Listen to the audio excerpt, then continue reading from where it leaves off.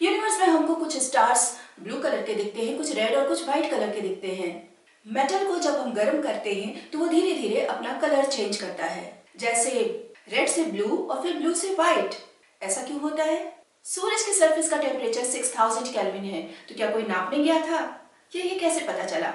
और गर्मियों में हमें हिदायत दी जाती है कि भाई व्हाइट कलर के कपड़े पहनो, ब्लैक कलर के कपड़े ना पहनो, क्योंकि ब्लैक कलर में बहुत गर्मी लगती है। तो ये सारी बातों के पीछे फिनोमेना क्या है? इन सारी बातों के पीछे छुपा है राज ब्लैक बॉडी रेडिएशन कॉन्सेप्ट में। Hello everyone, welcome you all in my channel science by Ranu. और आज हम लोग एक नए कॉन्सेप्ट को समझेंगे, ब्लैक बॉडी रेडिएशन। तो इस कॉन्सेप्ट पे हम आगे बढ़े तो उसके पहले हमें कुछ बेसिक जानकारियां होनी चाहिए। देखो, हमारे अर्थ पे जो लाइट आती है वो आती है सूरज से। अब ये बात तो हम सबको पता है।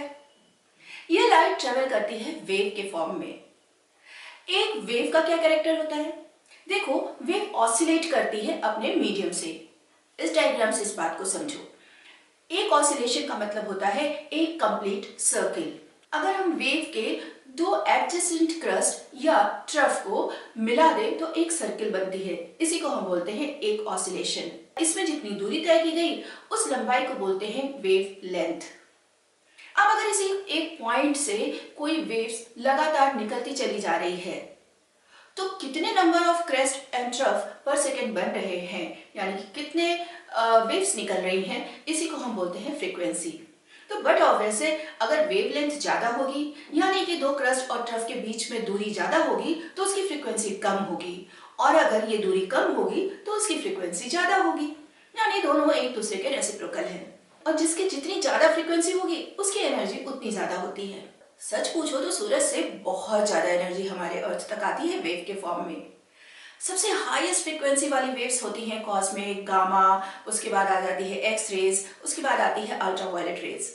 अल्ट्रावायलेट रेज तक की मैक्सिमम किरणों को, मैक्सिमम वेव्स को हमारा जो अर्थ का एटमॉस्फेयर है वो वहीं रोक देता है, बाहर ही, अर्थ तक नहीं आने देता। थोड़ी यूवी रेजेस आती हैं।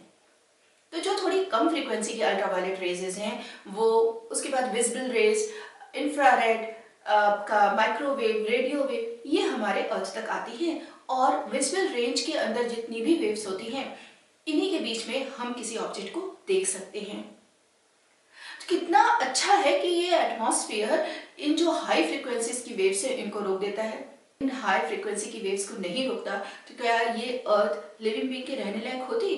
नहीं होती। यही कारण है, एटमॉस्फेयर ही एक बहुत बड़ा कारण है जिस कारण से अर्थ पे लिविंग बीइंग पाए जाते हैं।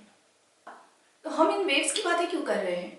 क्योंकि इन्हीं के बेस पे हम ब्लैक बॉडी रेडिएशन को अब समझना शुरू करेंगे। तो सपोज ये एक ऑरेंज है, सपोज नहीं करना, ये तो सचमुच में ऑरेंज है। ऑरेंज को हमने टेबल पे रखा और उसके ऊपर लाइट पड़ेगी, ठीक है, सूरज की रोशनी पड़ी, तो इसको हम बोलेंगे इंसिडेंट रे। ये जितने भी इंसिडेंट रे है इसमें विजिबल रेंज है। अब विजिबल रेंज में से जो ऑरेंज कलर की वेवलेंथ होगी वो रिफ्लेक्ट हो जाएगी, हमारी आंखों पे पड़ेगी, इसी कारण से ऑरेंज कलर का दिख रहा है।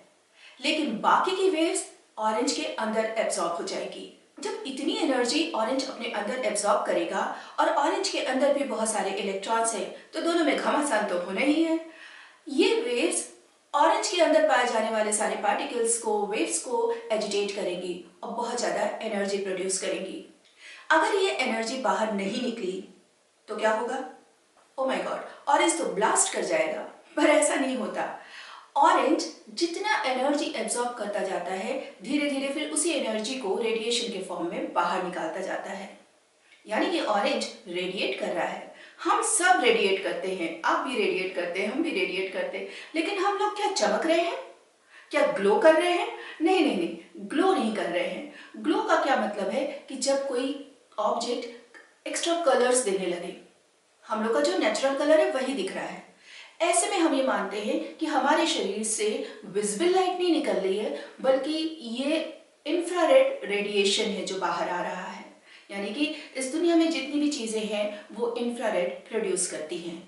गुस्ताव किरचॉफ एक साइंटिस्ट थे, उनके दिमाग में एक बात आई कि हम इन सारे रेडिएशंस को स्टडी करें। उनका ये था कंसेप्ट कि क्यों ना हम सारी 100% रेडिएशन को स्टडी करें। अब 100% रेडिएशन कब होगा? जब 100% एब्जॉर्प्शन होगा, यानी कि ऑरेंज कलर की लाइट ना रिफ्लेक्ट हो। तो इसका एक जवाब है कि ऑरेंज को हम ब्लैक कलर में कलर कर दे, black is a good absorbent. लेकिन ध्यान दो, अगर हम ऑरेंज को ब्लैक कलर में कलर कर भी दे तो भी कुछ ना कुछ उसका शेप साइज कुछ तो पता चल रहा है, यानी कि कुछ ना कुछ तो रिफ्लेक्ट कर ही रहा है। हमको 100% एब्जॉर्बेंट नहीं मिल रहा है। अब वो तो ठहरे साइंटिस्ट, कुछ ना कुछ तो बढ़िया दिमाग लगाएंगे ही। उन्होंने एक बॉक्स बनाया। ये बॉक्स राउंड शेप भी हो सकता है मेटल का, या स्क्वायर भी, और उसमें उन्होंने एक छोटा सा छेद कर दिया। छेद करने से क्या हुआ कि उसके थ्रू लाइट अंदर तो आई, लेकिन अंदर आकर के ट्रैप हो गई, बेचारी बाहर नहीं निकल पा रही है, और वहीं की आपस की दीवारों पे, मेटल की जो बॉक्सेस की दीवारों पे इधर से उधर टकराने लगती है। ये स्टैंडिंग वेव्स है। वैसे ही जैसा कि आपने गिटार पे देखा होगा कि दो एंड्स पे वायर कनेक्टेड होते हैं और बीच में स्ट्रिंग को बजाया जाता है। इसी तरीके से इसमें स्टैंडिंग वेव्स प्रोड्यूस होने लगी। तो इसमें जो वेव आई उससे हमको दो चीज मिल रही है, जिस तरह की वेव्स अंदर प्रोड्यूस हो रही हैं, और दूसरा उन वेव्स की इंटेंसिटी। तो इसके ऊपर एक ग्राफ प्लॉट किया गया। तो जब हम वेव और इंटेंसिटी की बात कर रहे हैं तो यहाँ पे हम मेटल बॉक्स के पर यूनिट स्क्वायर मीटर को ही कंसीडर करते हैं। मान लो ये मेटल बॉक्स है, इसको हम 20-30 केल्विन पे इसको रख रहे हैं। अब ये इसमें विजिबल रेंज नहीं आएगा, ये सिर्फ हीट प्रोड्यूस कर रहा है, ये अपना कलर नहीं बदल रहा है, तो ये आता है इंफ्रारेड रीजन में। तो यहाँ पे ग्राफ हमको कहाँ मिला? इस पॉइंट पे। ये पूरा एरिया इंफ्रारेड रीजन है और ये ऊपर की हाइट हो गई इंटेंसिटी। फिर इस मेटल को और हीट दिया गया, बहुत हाई हीट देते देते मतलब लाल हुआ, फिर ब्लू हुआ, फिर व्हाइट हो गया। सपोज जैसे जैसे ये मेटल को हीट हम देते चले जा रहे थे, इसका कलर चेंज होता जा रहा था। और ग्राफ हमको अब कहाँ मिल रहा था? यस, विजिबल रीजन में। एक समय आता है कि इतना ऊंचा ग्राफ मिल जाएगा कि हमारे जो ग्राफ प्लॉट किया है उसके रेशियो में तो ये एडजस्ट ही नहीं होगा, इसका पीक आई मीन। पर फिर भी एक पीक पे पहुंचने के बाद चाहे जितना हम गर्म कर लें इस मेटल बॉक्स को, चाहे जितनी हीट दे दें, ये एक पीक पे जाने के बाद ये डाउन हो रहा है, यानी कि इंटेंसिटी इसकी कम हो रही है। क्या होता अगर ये इंटेंसिटी कम नहीं होती? कम नहीं होने का क्या मतलब है कि भाई उसमें हर तरह की हाई फ्रीक्वेंसीज की वेव्स निकलती चली जा रही हैं, तब तो उसमें ultra violet, high ultra violet rays, X rays, ये सारे गामा रेज, कॉस्मिक रेज, ये भी निकलता। और फिर क्या होता? सोचो हमारे आसपास जहाँ पे मेटलर्जी का काम हो रहा है, किसी चीज को पिघलाया जा रहा है और वहां पे एक्स रेज और गामा रेज निकलने लगे, तो क्या वो जगह जीने लायक होगी? नहीं, वहां पे तबाही आ जाएगी। इसी कॉन्सेप्ट को बोला गया यूवी रेस कैटास्ट्रॉफी, यानी कि अल्ट्रा वायलेट कैटास्ट्रॉफी। ये बिल्कुल वैसे ही काम करता है जैसे कि एटॉमिक बम, लेकिन थैंक्स गॉड ऐसा नहीं हो रहा है। अब ये तो ठहरे साइंटिस्ट, इनको तो ये लगा कि भाई नहीं हो रहा तो क्यों नहीं हो रहा, इसका क्वेश्चन उन्होंने ढूंढना चाहा, पर इसका जवाब मिल नहीं रहा था। और ऐसे में एंटर किए मिस्टर प्लैंक, मैक्स प्लैंक, जिनका नाम आपने सुना होगा बहुत जगहों पे केमिस्ट्री में। उन्होंने कहा कि लाइट को क्यों ना हम एक कंटिन्यूअस, जैसे पानी फ्लो करता है वैसा ना मान करके हम लाइट को ये माने कि वो कुछ पाउचेस में, कुछ पैकेट्स, बंडल्स ऑफ एनर्जी है जिसको फोटोन बोलते हैं। और उन्होंने ये भी कहा कि जब इस बॉक्स में बहुत तरह की वेवलेंथ्स डेवलप हो रही हैं, तो जो बाहर रेडिएशन निकल रहा है उसमें बहुत हाई फ्रीक्वेंसीज की जो वेव्स हैं उनका कंट्रीब्यूशन बहुत कम है, और जो लो फ्रीक्वेंसीज की वेव्स हैं जिनकी एनर्जी बहुत कम है उनका कंट्रीब्यूशन बहुत ज़्यादा है। और इस तरीके से माना गया कि बहुत हाई लेवल पे जाने के बाद इंटेंसिटी कम हो रही है, वो इसीलिए कम हो रही है क्योंकि हाई फ्रीक्वेंसीज का कंट्रीब्यूशन कम है। और जानते हो, ये जो क्वांटाइजेशन ऑफ एनर्जी था कि जो लाइट है वो फोटॉन्स, एक बंडल है, बंडल ऑफ एनर्जी है, ये कोई छोटी मोटी घटना नहीं थी।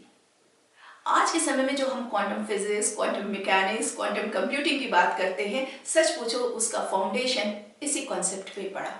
यानी कि मैक्स प्लैंक को भी नहीं पता था कि वो फिजिक्स की दुनिया में कितना बड़ा रिवोल्यूशन लाने जा रहे हैं। क्वांटम थ्योरी की नींव यहीं से पड़ी। तो अभी ये जो मैं आपसे बातें कर रही हूँ, ये मैंने बड़ी सिंपल वे में बता दिया कि मैक्स प्लैंक ने ऐसे मान लिया, वैसे मान लिया। ऐसा नहीं है कि ये बातें हवा हवाई थी, बकायदा मैथमेटिकली इसको प्रूव किया गया, बहुत सारे कैलकुलेशंस हुए। तो खैर आगे बढ़ते हैं। तो अब ये जो ब्लैक बॉडी रेडिएशन हमको मिला कॉन्सेप्ट, 100% रेडिएशन, 100% एब्जॉर्प्शन से, इससे क्या कंक्लूजन निकला? तो जो वीडियो के शुरू में हम लोग सारी प्रॉब्लम को डिस्कस कर रहे थे, सारे क्वेश्चंस थे हमारे दिमाग में, उनका जवाब इन बातों से मिला। तो यहाँ भी ये सिद्ध होता है कि मेटल बॉक्स किस चीज का है इससे हमको कोई मतलब नहीं है। विजिबल रीजन हमको सिर्फ और सिर्फ कितना हम हीट देते जा रहे हैं उस मेटल को, इस पे डिपेंड करता है। तो रेड कलर का स्टार थोड़ा ठंडा होगा ब्लू कलर के स्टार से, और ब्लू कलर थोड़ा ठंडा होगा व्हाइट कलर के स्टार से। तो इस तरह से हम कलर के हिसाब से स्टार के सरफेस का टेम्परेचर पता कर सकते हैं। सूरज का टेम्परेचर करीब 6000 केल्विन है, तो वो कैसे पता किया गया? ऑब्वियसली सूरज के सरफेस के कलर से। और तो और मेटल को जब हम हीट करते जा रहे हैं तो वो नॉर्मल टेम्परेचर पे तो इंफ्रारेड रीजन में है, लेकिन जैसे जैसे हम उसको हीट देते चले जा रहे हैं वो हमें विजिबल रेंज में क्यों दिखता है, क्यों रेड ब्लू व्हाइट में कन्वर्ट होता जाता है। लावा मेल्ट करता है तो वो क्यों कलरफुल होता है। और तो और इससे एक बहुत इंटरेस्टिंग चीज भी डेवलप की गई, और वो थी IR कैमरा, यानी कि इंफ्रारेड कैमरा। जैसे हम और आप आपस में बातचीत कर रहे हैं तो ये एक विजिबल रेंज के ऊपर बेस्ड कैमरा है, जिसके कारण से मैं ये वीडियो बना रही हूँ। और ये तभी काम करेगा जब प्रॉपर लाइट हो। लेकिन ऐसी बहुत सारी जगह होती हैं जहां हमें इंसान को या किसी जानवर को ढूंढना होता है, जैसे कि घने जंगलों में कोई फंस गया हो, या कोई बिल्डिंग कोलैप्स हो गई हो, वहां पे कोई कैजुअलिटी हुई हो। तो चूंकि हम सब इंफ्रारेड प्रोड्यूस कर रहे हैं तो वहां पे इंफ्रारेड कैमरा यूज होता है, और ये इंफ्रारेड कैमरा बॉडी टेम्परेचर के हिसाब से लोगों को कैप्चर कर लेता है और हमें पता चलता है कि यहाँ कोई फंसा हुआ है। तो ये एक बहुत इंटरेस्टिंग चीज थी, और सबसे ज्यादा इंटरेस्टिंग और रिवोल्यूशनरी चीज हुई कि यहीं से क्वांटम फिजिक्स की नींव पड़ी मिस्टर मैक्स प्लैंक के द्वारा। तो थैंक यू जो गुस्ताव किरचॉफ को, थैंक यू मैक्स प्लैंक को, और भी बहुत सारे साइंटिस्ट ने ह्यूमैनिटी के लिए अपना योगदान दिया।